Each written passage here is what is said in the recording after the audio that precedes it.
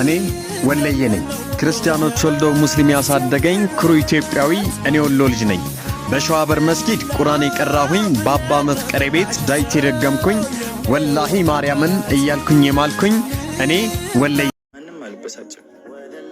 የኔን ሰላም ከሚረብሹ ነገሮች ራሴን አርቄያለሁ እንዴት እንደሆነ ባላውቅም አሁን ላይ ከልክሉልኝ ፍቅር ከወጣይና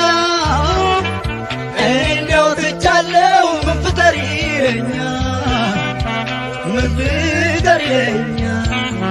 ከኖራቱን ወልዶ